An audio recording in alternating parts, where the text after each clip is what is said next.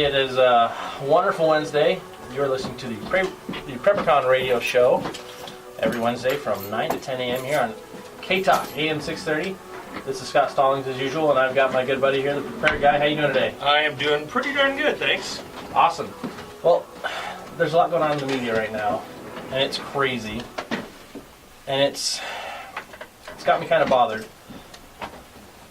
So I kind of want to take some time and talk about what's going on. Everything gets polarized, especially with the media. We get a lot of content to the left, we get a lot of content to the right, and it's very highly polarized to one side or the other, and there's not a whole lot of middle ground. And so we want to try to look at the middle ground today, understand what's going on. So we've got Shane, prepared guy as always, and we've got our good buddy from Readyman. Jeff's in the house today. How you doing, Jeff? I'm doing really good. How are you guys doing? I think our mics are on now, aren't they? Everything should be working. Hopefully you guys are hearing us loud and clear. We've got some crazy things going on in the news. Last hour they talked a little bit about gun control, what's going on, and I wanted to take a segment and talk about the newest executive order. And how that really orders, and how that affects us. And if you're listening, if you've got some commentary that you've got on this, and we want to spend the first 15, 20 minutes talking about that, I look at what just happened. Really, any executive order is purely for, it's an order for the executive branch. That's correct. It's not a law. It's not, in my opinion, it's not something you can enact on the people. It's for the executive branch. Yeah, if you want to pass a law, it's got to go through Congress. It's got to go through the proper channels. The legislative branch? There you go, the legislative branch, not the executive branch. So let's talk about that for a little bit. Jeff, I know you're former military, you do a lot of firearm safety training, advanced training. What are your thoughts on what just went down with this executive order? Well, I think really what we need to do is we need to look at kind of the history of our country, and the founding fathers, and everybody needs to kind of keep in mind that, George Washington stepped down, only serving a short time because he was the first to say, hey, this power can be somewhat intoxicating, and the whole reason we fought was against a king anyways, and so we saw through history where that's been refined down, where a president can, it's by law, he can only be president for 2 terms now. FDR is the one that pretty much caused Congress to say, okay, that's not happening again. I was going to say, 4 terms? Exactly, 4 terms, probably too much for anybody, and so good or bad. And so I think if you look at the founding fathers, and also you keep in mind that back in the day, the guy who came in second, not lost, but if there were multiple, the guy who came in second was called vice president. So they had a different thing that was going on. So both sides, in effect, had representation in the White House to slow things down. The founding fathers wanted things to be hard to pass. We live in a time now where everything's at our fingertips, and we want things right now. Amazon will get us our packages within 2 days. We can watch a movie with at our fingertips now. And that wasn't the way that that wasn't the way that the founding fathers looked at it. They said, hey, things need to be hard to pass. That's why we have the legislative bureaucratic body of representatives that we have up there in the White House. And so with that in mind, I look at the executive power, and it's one of those things where it was originally intended for, hey, because people need to keep in mind, Congress is not in session 24 hours a day, 7 days a week, 365. Right.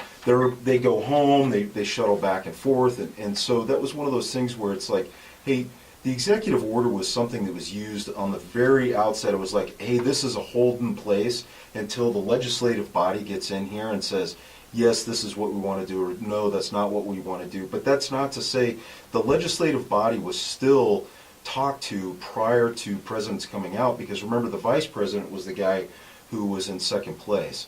So I think that's one of those things where we look at it where, really the travesty, and at Readyman, we don't get into politics and we don't get into religion, because we want to welcome everybody. Preparedness is an everybody game. Being ready for a flood, a fire, a quake, or civil unrest is an everybody thing. So, but I think historically we look at it, it's like, boy, we've kind of gotten we need to ask ourselves, are we where the Founding Fathers originally intended the executive order? And, and as citizens, our voice piece is our congressman.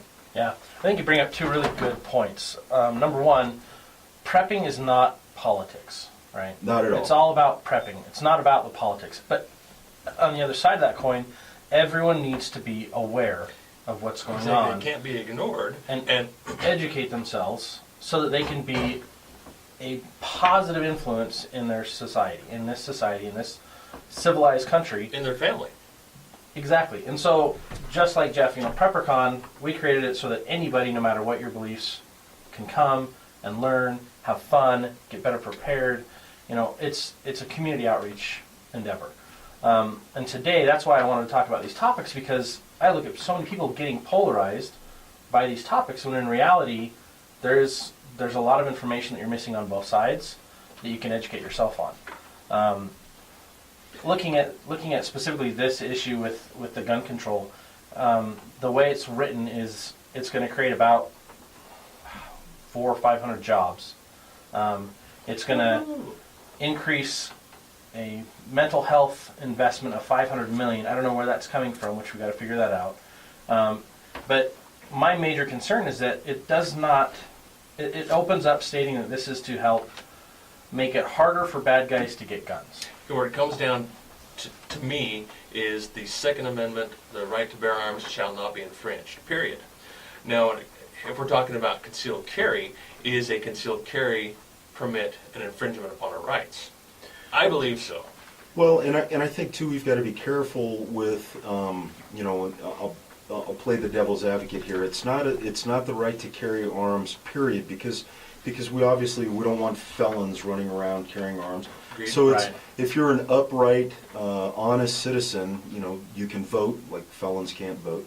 If you can vote, and we trust you enough that you elect our representative body, then we should be able to trust you enough that if you want, you can follow your Second Amendment right, as long as you're an upstanding citizen. But So again, some that's sort of vetting process. there's a vetting process, and again, that vetting process comes from the legislative body, and really, if you look at kind of what was done last night, really, if we just adhere to what we've already got in place, like the 99% of the stuff is already solved. Yep. Absolutely.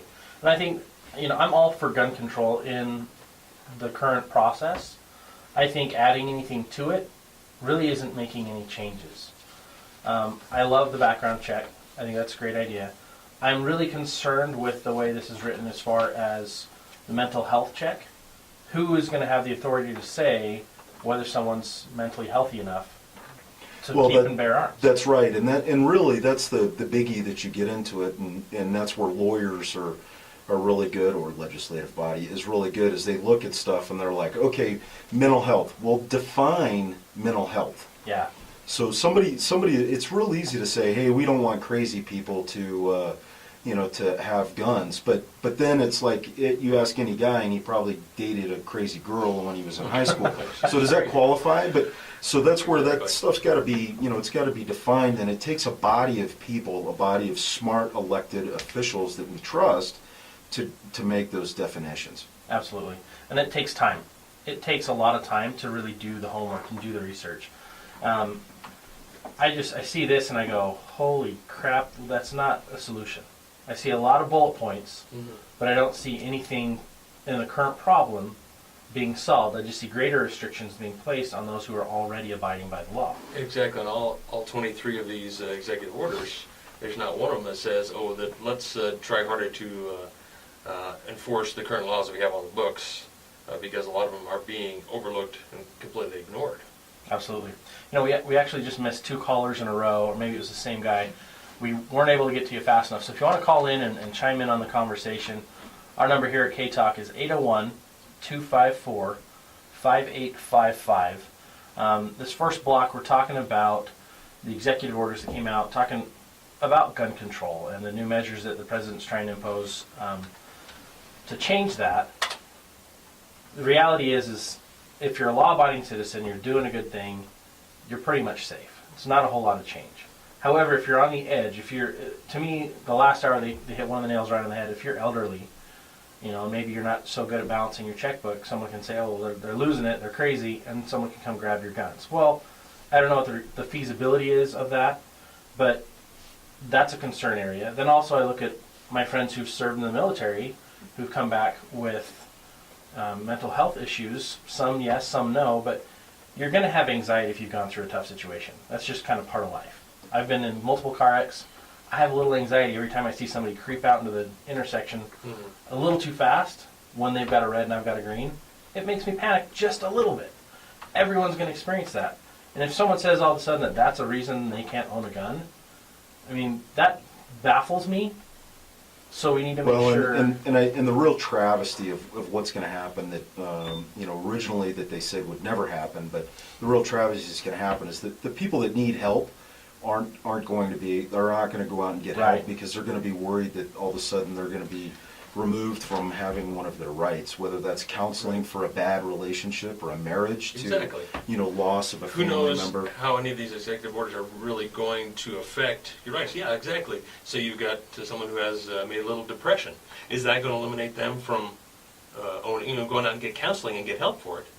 And really that's the real travesty is there's legitimate folks out there that are getting everybody in life. Welcome to the realities of life. We all have our ups and our downs. We've got good days and bad days. And so it's one of those things of like, hey, let's make sure that the legislative branch, the Congress, when they define this, we talk to our legislative branch and we say, hey, let's make sure that the definition that's on here is reasonable to everyday citizens, and that we're not precluding people from going out and seeking, a little bit of help that they may Absolutely. Need. I think that's a really good point. And how does all of this relate to prepping?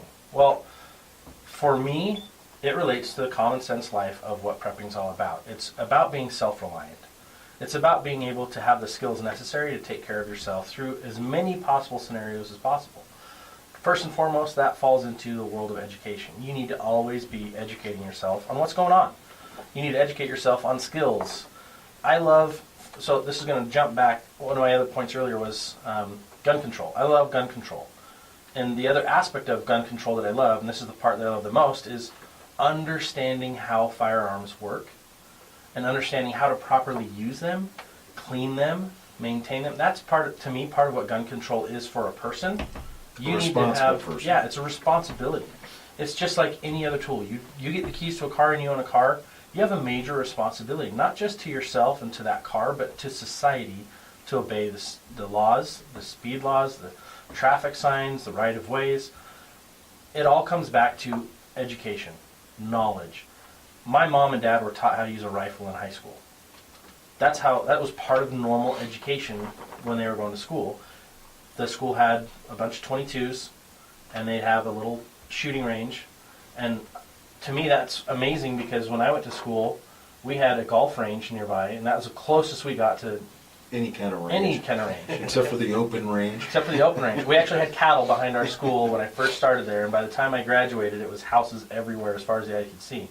But the reality is it's our responsibility as preppers, as civilians, as citizens of the United States, or anywhere in the world, wherever you live, it's your responsibility to get educated. It's your responsibility to get involved, and it's your responsibility to take care of your family and yourself. If you're not doing your job. Here's something I wanted to bring up before the next break is that, a comment that Obama came out with that said that, kind of jokingly said, okay, this is not some slippery slope to mass confiscation. That's something he actually said in one of his last addresses. And I think we need to be very wary of that because it has been a slippery slope for 100 years. So any of these, in my mind, any of these executive orders are unconstitutional, unlawful, and we shouldn't even be going down this road whatsoever because it is a slippery slope. It absolutely is. Hey, we're going to be right back. We're going into a break. You are listening to KTalk Radio. That's AM 630, and we hope to have you when we get back from the commercial break. All right, should we switch tracks completely, go on to the next one? Because Yeah, otherwise so. we'll just murder this to death. We'll murder it. I don't want to stay on this topic very long. I just wanted to kind of like, Yeah. because I see so many people on social media, oh, we're going to take everyone's guns away. I'm like, that's not what it is. And then other people, it's a travesty, and I'm like, okay, there's some parts it could be, but it isn't yet. The real travesty that I see is the abuse of the executive power. Exactly. Yeah. That's the real travesty. And both sides are guilty of it. Oh, I mean, yeah. it's not just the left. I mean, that's No, the it's- right, yeah, too. absolutely. So it's the It's polarization of both sides. Yeah, and you know, it's a president thinking he can whip out a pen and impose his opinions and his will on the people, and it's like, look, man, you're there to protect the will of the people. The only way to accomplish any change is to get back to our constitutional, get down to bare bones, and that's what Hammonds trying to do. It's really trying to do is get down to bare bones constitutional rights, which he's not going to be successful at because it's been 100 years. Jump into Oregon, huh? Well, and I think it's one of those things too. But we have to go about it in such a way. Most people don't know that congressmen, congresswomen, congresspersons, whatever, are elected every 2 years.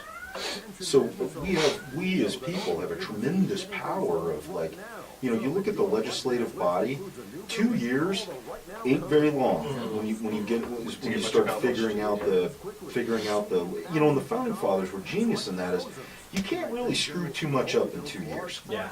And so, and really, you've got to keep people happy because 2 years people have got a short memory, but they kind of remember 2 years. Yeah. And so now all of a sudden it's like, hey, Congress, and it's no chance that they're the ones that are making the laws, and not just making the laws, but funding everything. Yep. The point is, Huge part. just the executive orders have just been in probably the last 70 years been so over, probably started with Coming in. Lincoln, Yeah, that's true. and FDR was a tyrant, and so All right, welcome back. You are listening to AM 630 KTalk Radio. You can catch us at 801-254-5855. Follow us on Facebook. Simply type in KTalk Utah. And you can get us on Twitter. You go good old Twitter bird feed. KTKK KTalk. So we're starting a new topic off for this segment. A lot's been going on in the news, so we just wanted to spend most of today really talking about the news and how it applies to us as preppers. And really we're focusing on the things that have been more polarizing lately. One of the other topics that I've been watching is what's going on in Oregon. Shane's got a good grasp on what's going on up there. If you want to take a few minutes and just kind of talk about what's going on, what you've seen, and then we'll kind of go into a commentary on it. And if you've got comments, feel free to call in at 801-254-5855.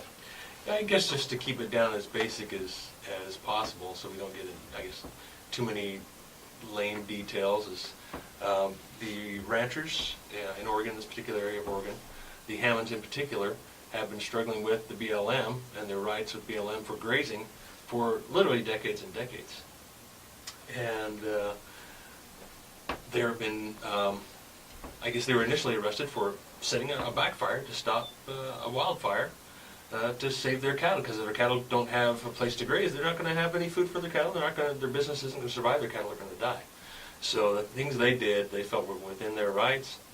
Yet they feel that the federal government, and also, of course, the Bundys, that's why Hammond Bundy's got involved, feel that the rights have been trampled, and somebody has to stand up for them.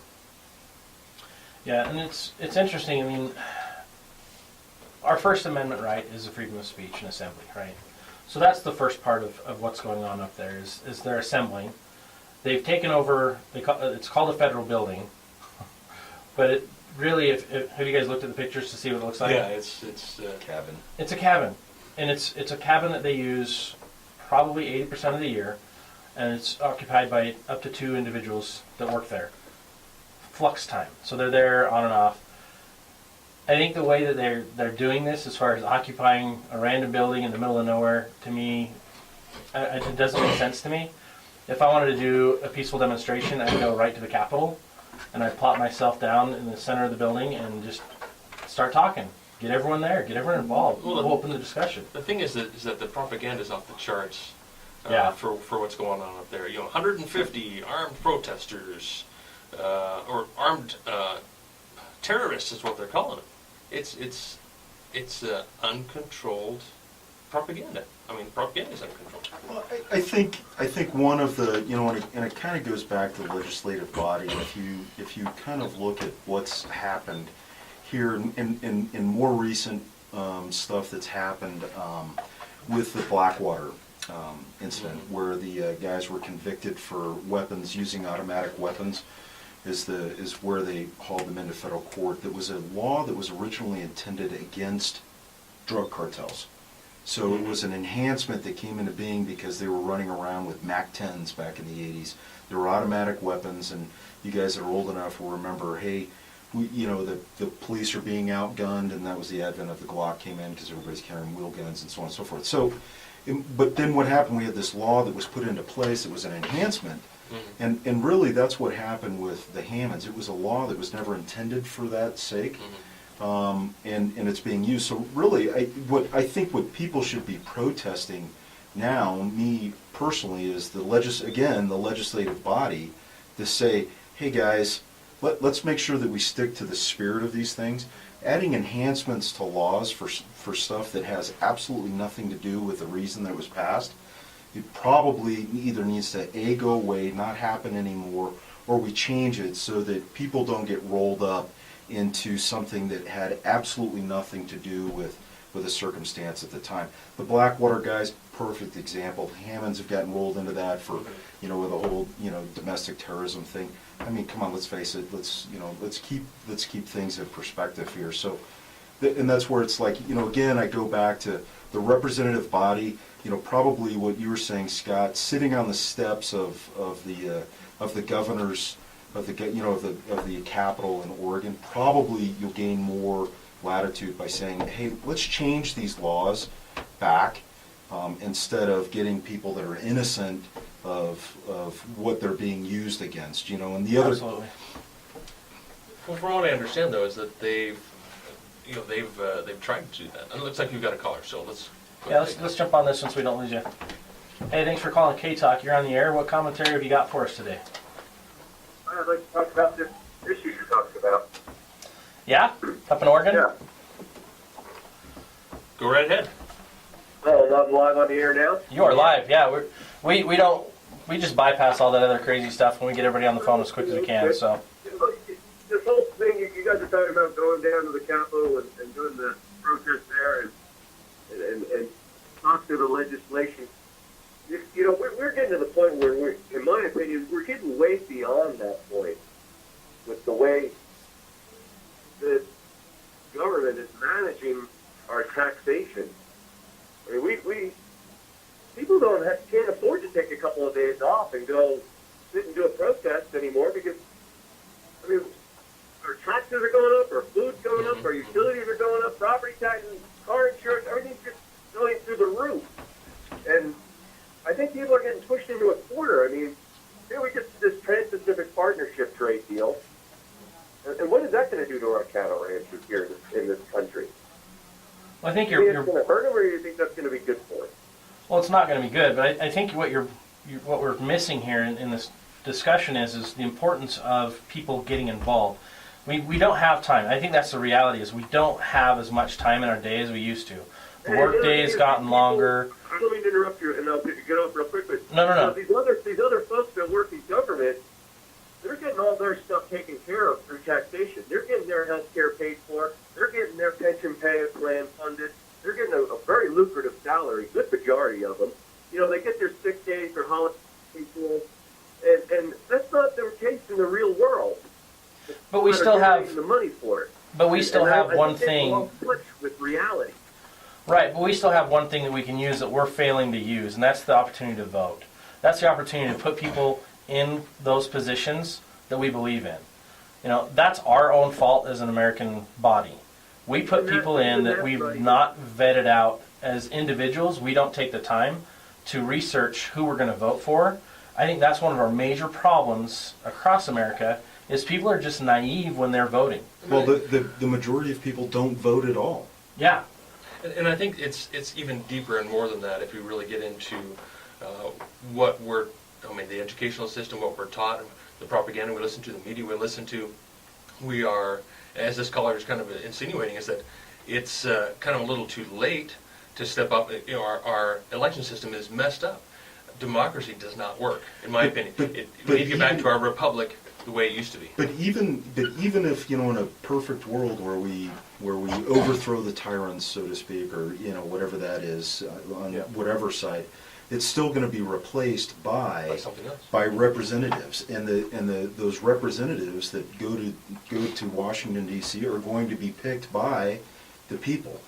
So the way that I see this here is have your voice be heard, get out and vote. You know, the Bill of Rights is there for, you know, that's not to empower the government, that's there to empower the people. Let's go back to see what's really happening out here with Ammon Bundy and so forth. They've sent their grievances on, they've done everything they can, as far as I understand, in the way of going about it legally, lawfully, and now they feel they've come to the end of their rope because no one's listening, and so that's why they're doing what they're doing. Well, the truth is the Hammonds turned themselves in. And I think because they're scared. They feel like they are compelled to do that. And I was actually talking to a friend yesterday about this.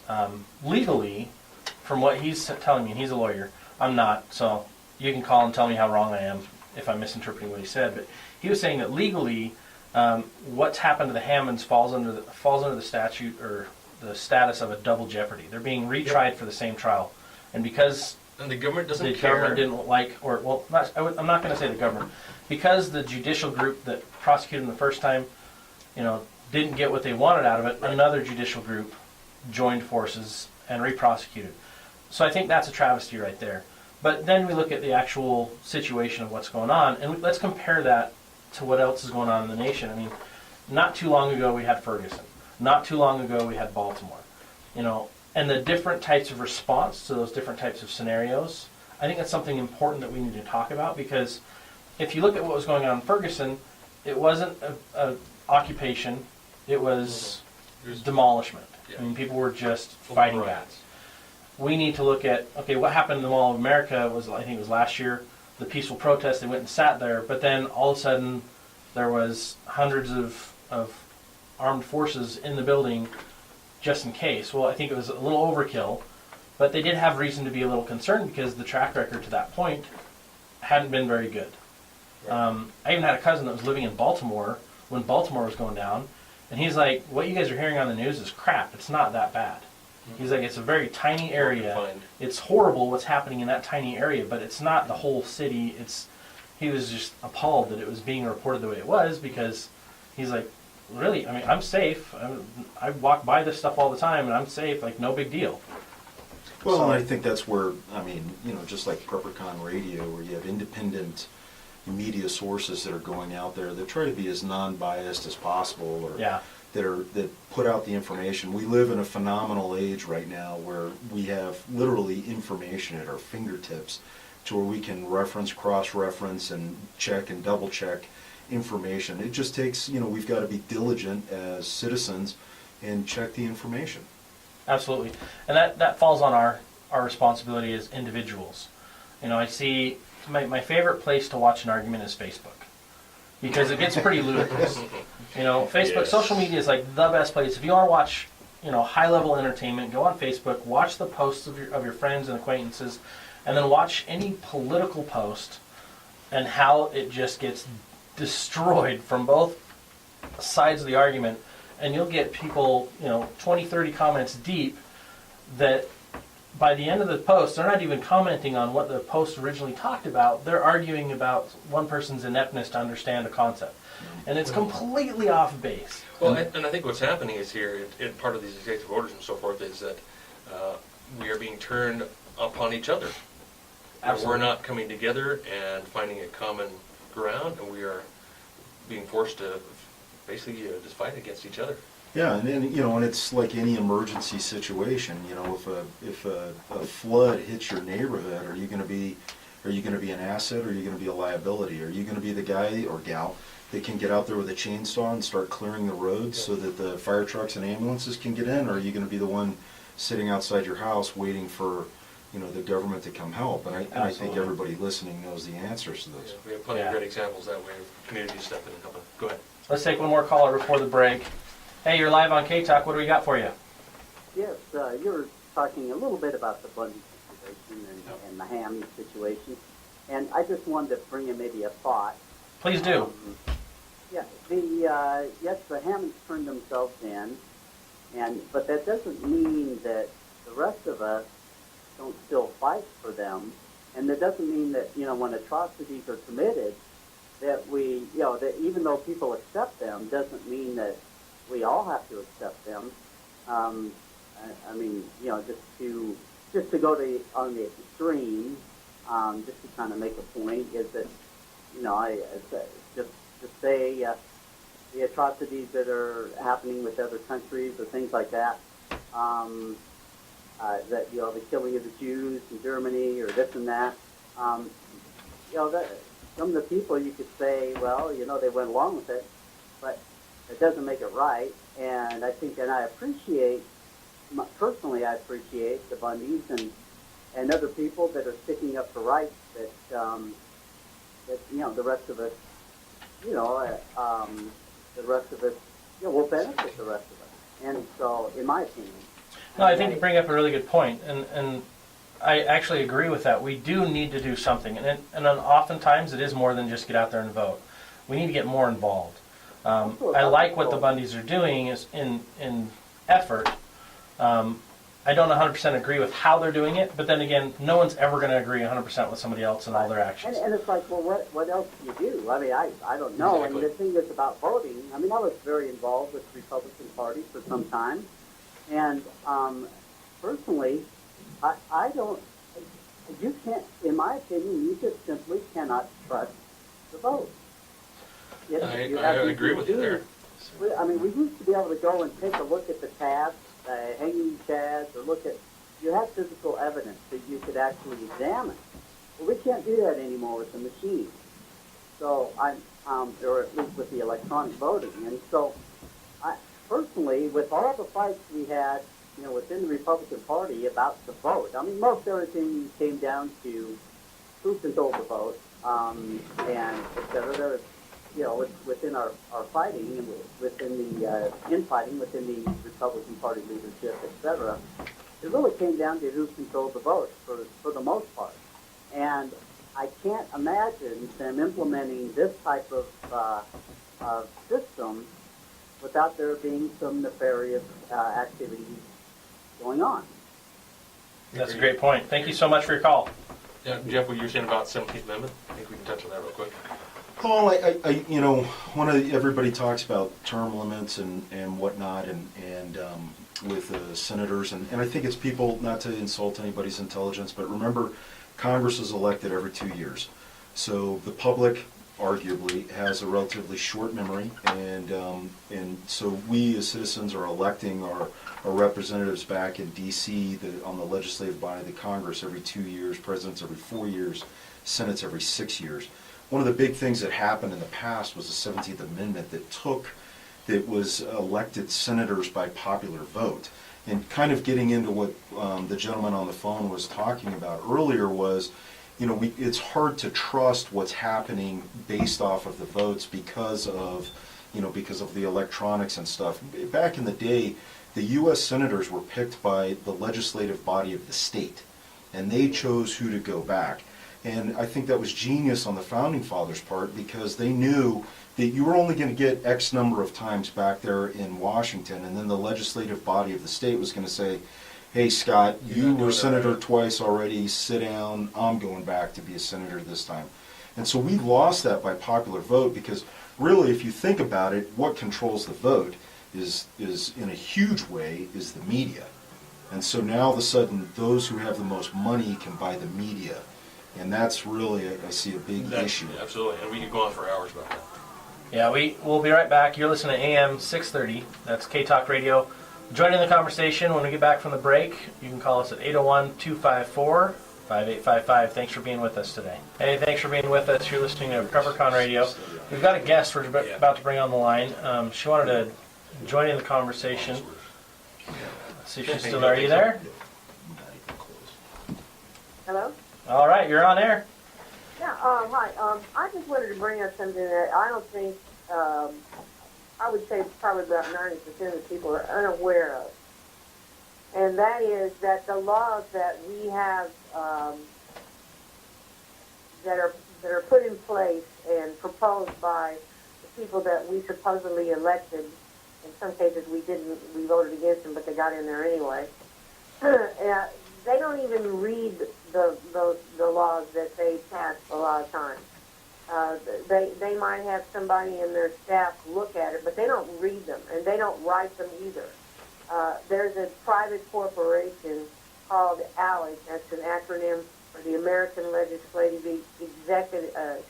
the American Legislative Exchange Council. Mm-hmm. And what that is, basically, in my personal opinion, is a bunch of lobbyists for corporations and groups of people and organizations that might be contrary to what we really need in America, but it is so much for those groups of people that pay them to write the laws.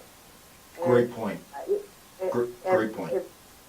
But you guys need to read alexexposed.org to really see how horrible these people are, because they have made it so convoluted that the average person, even if you're educated, and I consider myself somewhat educated because I read as many things as I can, Mm-hmm. and I'm not somebody that takes a first glance at something and believes it. I'm very, very skeptical person, as most of my friends are.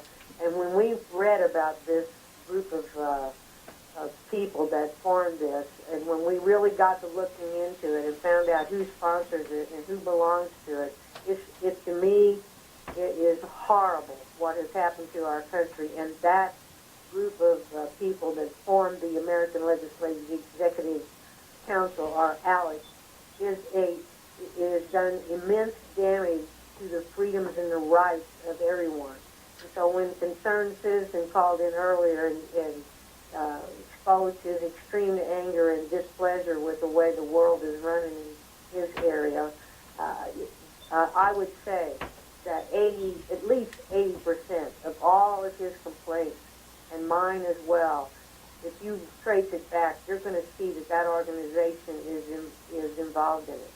Well, you bring up a great point there. I hope you'll discuss it and do a show on it at some point. I know you can't do it today, but I think the Hammonds abuse and things that occur like that, a lot of it, if you trace it back, you're going to see that group is involved in it. Definitely a good topic for Josh and Paul to address on Inside the News. I thank you so much for letting me speak. Thanks for calling. Yeah, thanks for calling. You know, the example that immediately comes to mind, if everybody thinks back to early 2000s when we had all the town hall meetings, was the blaze that was going on for the politicians when they were running around, and Barney Frank got up there and said, "Hey, I don't have time to read all the bills that I'm signing," and you know, and absolutely people lost their minds because it was, well, what are we paying you for then? And so I think you're spot on that any of those bills that come out, you know, I mean, the people that are voting on it, I mean, I'm virulently against making more laws, but maybe having like a pop quiz on on the legislative branch so that they know exactly, Do you know your job? Do you really know what you're supposed to do? Do you really know what you're signing here? I mean, because there's a bunch of people that have read it, you know, like the healthcare law that came out that was, you know, it hit at what, 2 a.m. the morning it was going to be signed. It's like, come on, you know, it's 1,700 pages or something. Which brings up the question: can we really do anything about where we're at right now? I mean, is going out and voting going to make a difference, or are we going to have to stand up like Ammon Bundy is doing? And in my opinion, I think we can do plenty. We're doing it right now. We're on the air. We're telling people. We're saying get involved. You know, we have this wonderful invention at our fingertips called smartphones now, where we literally, when these guys get up, whatever politician, whatever side of the aisle they're on, that they get up and they start saying stuff that wasn't what they were saying the week ago that on they're on, and we can show them on YouTube and say, hey, you know, Mr. Mrs. Politician, that's not what you said last week. It's up to us as a people to hold them accountable and Absolutely. then to vote them out. The reality is they work for us. We are America. Yeah, America Gary. is a group of people. It is the coolest place I've ever been. And it is our responsibility as Americans to enforce the law back on our politicians. That's our job. We elect them. They're accountable to us. And we need to remind them of that every day.